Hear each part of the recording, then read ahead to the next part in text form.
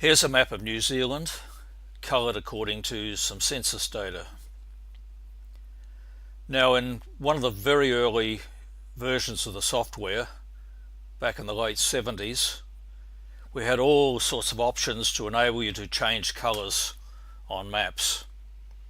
And we soon discovered that in fact it's not very easy to choose a good sort of range of colours. So we moved towards having fixed sets of colours that you could use. Now, for example, I can use a pseudo-continuous colour map, and what we have within the system is what we call a colour sequence.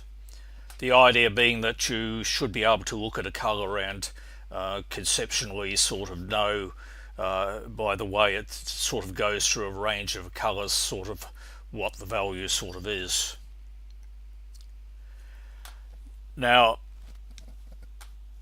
other sorts of things we have in a fixed sets of colours. You may like to overlay a type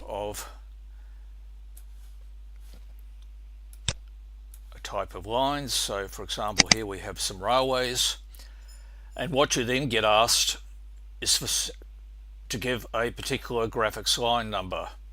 Now we have several, up to 4 lines predefined, and the thing about those is that they have a particular colour associated with them, and also other values such as the pattern that you draw the line in.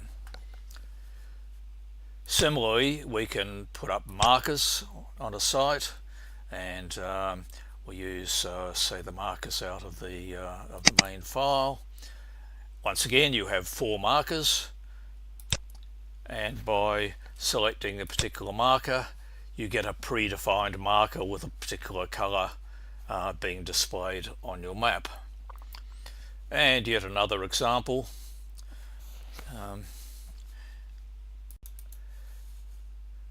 You could also overlay names, so we take the centroid names out of our main file, and once again you have 4 sorts of text, so I can choose text 1 to 4, and that comes out. The 4 texts are also already defined with a colour and a font and a size and so on.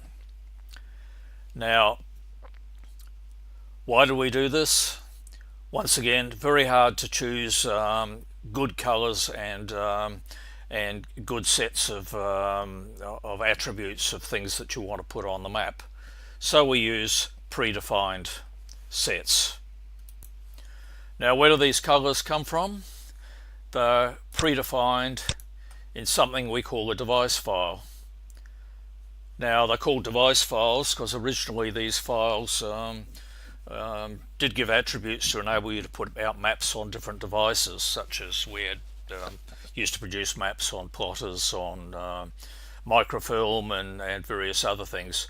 But these days it's basically just for display on screens. Now we have device files, and there's a current device file at any stage, and this is the device file we're using at the moment. Now, if you look in your Oz home directory, you'll find there's something called default.dev. That's the device file that is used by default when you start displaying a map. However, I can change the device file, and there's a whole lot of predefined ones within the system, so pick another one and have a look at that. And well, it looks similar. Let's try another one and display that, and here's a quite different one. Now, what we have within the system is a predefined sequence of colours, which you just saw on the map. And the sequence of colours used classification, and there's 121 colours here, And when you classify your map, if you've got two classes, you sample at the top and at the bottom. If you've got three classes, it's top, bottom, and in the middle. Four classes, top, bottom, and equal values here, and so on. And we use 121 colours because 120 is divided by 2, 3, 4, 5, 6, 8, and 10. So where do these colours come from? Well, an associate of mine at CSIRO way back in the early 80s was looking at colour space. He was interested in things like if you displayed images on a display screen, how you could print that off and get pretty much the same colours. And so he was looking at modelling devices, display devices, and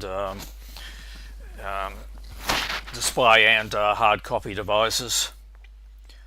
And he was doing this by looking at colour space. And so Phil came in one day, and he, with some software he spent half an hour, and he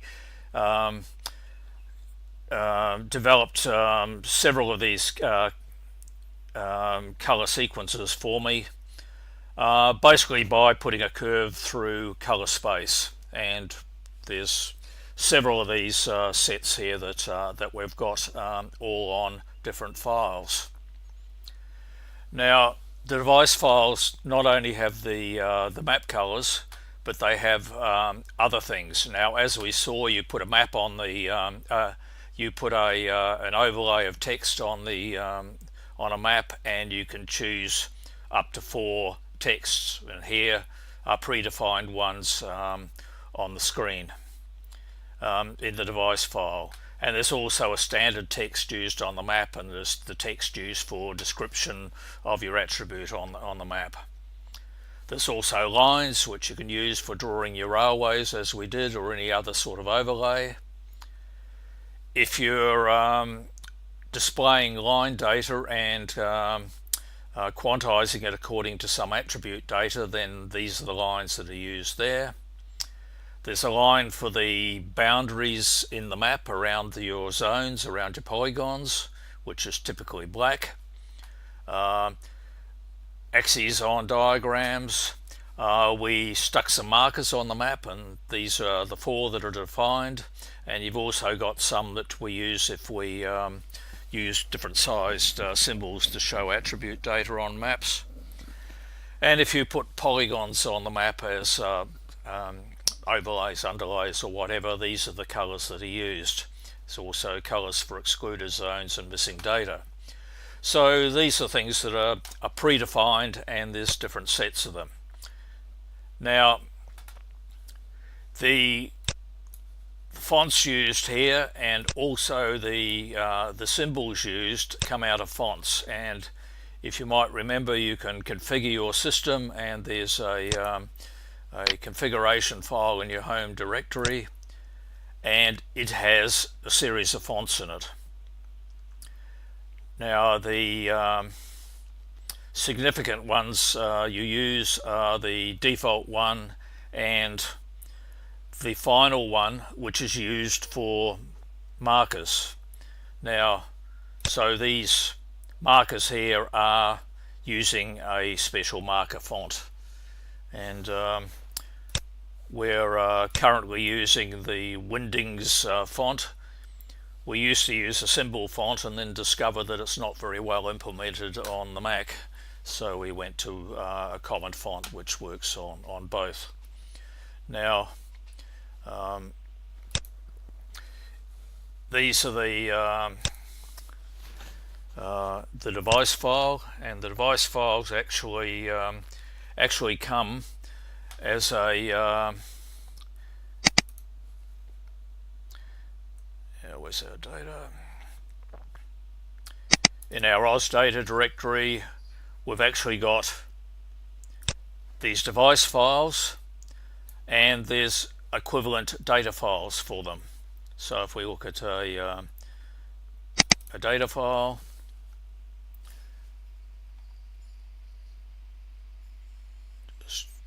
change the size of this down a bit. Here's a data file, and everything here is defined within the file, and it's as red, blue, green triples. So our background 000, which is black, and typically on the screen you use black because other colors tend to sort of wash it out a bit. But what you can do is you can come in, you can pick up, go through, find a device file that you more or less like, and then you can pick up the equivalent data file for it, and you can edit it to change the features of it to get a device file that you like. Then you can save it, and then you just enter it and import it into the system the same way as you do any other data. You import a device file and you get your own device file. Then if you really like it, you can save it off in your OzHome directory and give it the name default.dev, and that'll be the one that you'll use by default when you come in. Now we can have a look perhaps at a couple of other devices. Where are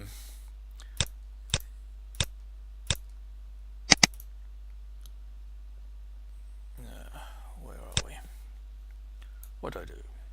Okay, load that, then we display it, and we've now got a separate set of colors.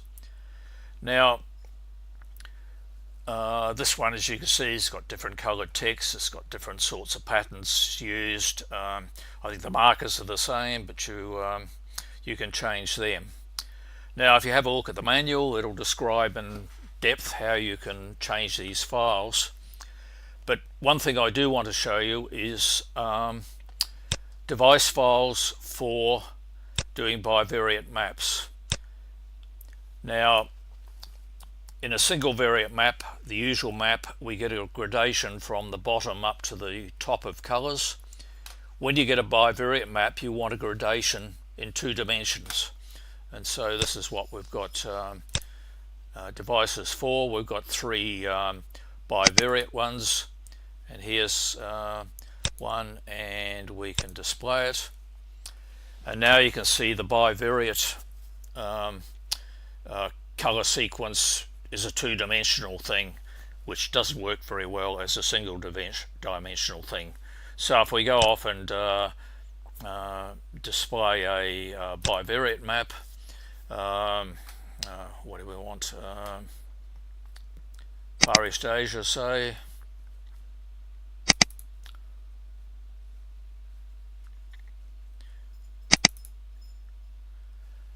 Now we've got a 2-variate color sequence,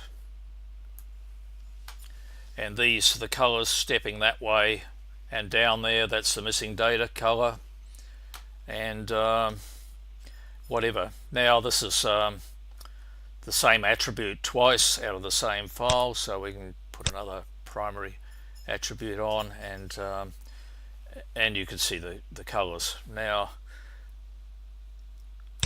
to make this, we'll change the number of classes for both attributes. Say 4 by 4, and you can see now we've got much closer to the color sequence that you saw in the device file. And if we go back to our device file, we've got the missing data here.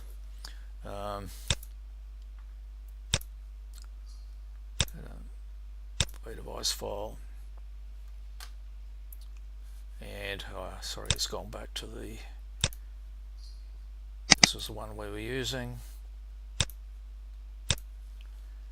and those were the colors we saw on the map. This was the missing data color, and so on. Now the data file has these triples of colors, and you can find the colors you want in various ways, but certainly on the net now there's some useful sort of places where you can find displays of various colours. There's an old file called rgb.txt which has been used in Unix systems for years, and so you can, if you find a colour here that you want to use for some reason, then here you're given the colours in a range of 0 to 255. We actually use a range of 0 to 1, but you can convert them and put those into your data file if you want to, and set up the appropriate colours. Okay, so that's how you define all the colours and all the features within your map. And as I said, if you're serious, then you or you're going to do some sort of atlas, something to put up on your website or something, then you may want to go to the trouble of setting up a particular set of colours and appropriate text colours and so on that you want to use on your map.